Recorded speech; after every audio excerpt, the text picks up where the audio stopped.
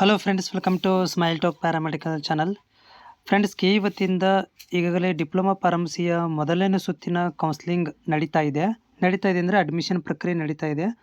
ಈ ಮಧ್ಯದಲ್ಲಿ ಯಾರಿಗೆ ಸೀಟ್ ಸಿಕ್ಕಿಲ್ಲ ಅಥವಾ ಸೀಟ್ ಸಿಕ್ಕರೂ ಕೂಡ ಅವರಿಗೆ ಕಾಲೇಜ್ ಇಷ್ಟ ಆಗದೇ ಇರುವಂಥವ್ರು ಕೇಳ್ತಾ ಇರುವಂಥ ಪ್ರಶ್ನೆ, ಎರಡನೇ ಸುತ್ತಿನ ಕೌನ್ಸ್ಲಿಂಗ್ ಯಾವಾಗ ಆಗುತ್ತೆ?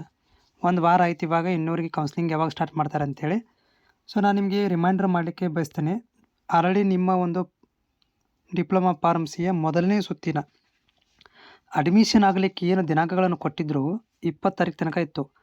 ಆ 20 ತಾರೀಕು ತನಕ ಇದ್ದಿದ್ದನ್ನು ದಿನಾಂಕವನ್ನು ವಿಸ್ತರಣೆ ಮಾಡಿದ್ದಾರೆ. ಅದರ ಬಗ್ಗೆ ಕೂಡ ನಾನು ನಿನ್ನೆ ಒಂದು ಶಾರ್ಟ್ ವಿಡಿಯೋ ಕೂಡ ಹಾಕಿದ್ದೆ. ನಿಮಗೆ ನೀವು ನೋಡಿಲ್ಲ ಅಂತ ಅನಿಸುತ್ತೆ.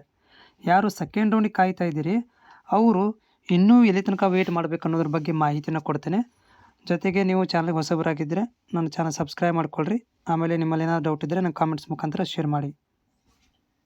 ನೋಡಿ, ಇಲ್ಲಿ ನೋಡ್ತಾ ಇದ್ದೀರಿ, ಇದೊಂದು ಆದೇಶ ಪ್ರಕಟಣೆ ಬಂದಿರುವಂಥದ್ದು. ಏನೊಂದು ಡಿಪ್ಲೊಮಾ ನರ್ಸಿಂಗ್ ನಡೀತಾ ಇದೆ, ಡಿಪ್ಲೊಮಾ ಫಾರ್ಮಸಿ ಕೌನ್ಸಿಲಿಂಗ್ ಪ್ರಕ್ರಿಯೆ ನಡೀತಾ ಇದೆ. ಅವರುಗಳಿಗೆ ಏನಂದರೆ 20ನೇ ತಾರೀಕು ತನಕ ನಿಮಗೆ ದಿನಾಂಕವನ್ನು ಕೊಟ್ಟಿದ್ವಿ ನಾವು. ಆದರೆ ಸಮ ಕಾರಣಾಂತರಗಳಿಂದ ಈ ಸೀಟ್ ಹಂಚಿಕೆ ಆಗಿರುವಂಥ ಕನ್ಫರ್ಮೇಷನ್ ಸ್ಲಿಪ್ ಡೌನ್ಲೋಡ್ ಮಾಡ್ಕೊಳ್ಳಿಕ್ಕೆ 20 ತಾರೀಕು ತನಕ ಕೊಟ್ಟಿದ್ವಿ.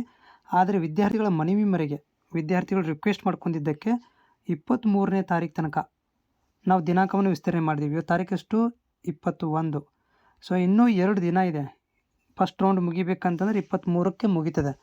ಇದು ಮುಗಿದು ಮುಂದೆ 1 ವಾರ ಆಗಬೇಕು. ಯಾಕಂದರೆ 23ಕ್ಕೆ ಕೌನ್ಸ್ಲಿಂಗ್, ಕಾಲೇಜ್ ಅಡ್ಮಿಷನ್ ಎಲ್ಲ ಪ್ರಕ್ರಿಯೆ ಮುಗಿತದೆ. ಅದರಲ್ಲಿ ಉಳಿದಿರುವಂಥ ಸೀಟುಗಳನ್ನು ರಿಟರ್ನ್ ಬರಬೇಕಂತಂದರೆ 2 ರಿಂದ 3 ದಿನ ಆಗುತ್ತೆ.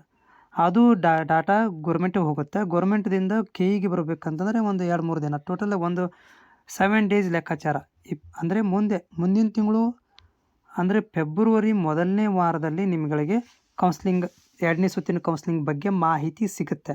ನಡೆಯೋದಿಲ್ಲ, ಮಾಹಿತಿ ಬರುತ್ತೆ. ಅದಕ್ಕಿಂತ ಲೇಟೂ ಆಗ್ಬೋದು, ಹೇಳೋಕ್ಕಾಗೋದಿಲ್ಲ. ಬಟ್ ಇನ್ನೂ ಟೈಮ್ ಇದೆ, ಹೀಗಾಗಿ ಸ್ವಲ್ಪ ತಡ ಆಗುತ್ತೆ ಕೌನ್ಸ್ಲಿಂಗ್ ಆಗೋದು. ಮುಂದಿನ ತಿಂಗಳು ಮೊದಲನೇ ವಾರ ತನಕನೂ ಕೂಡ ಕಾಯಬೇಕಾಗತ್ತೆ ನಿಮಗೆ ಕೌನ್ಸ್ಲಿಂಗ್ ಪ್ರಕ್ರಿಯೆ ಬೇಕು ಅಂತಂದರೆ, ಎರಡನೇ ಸುತ್ತಿಂದು.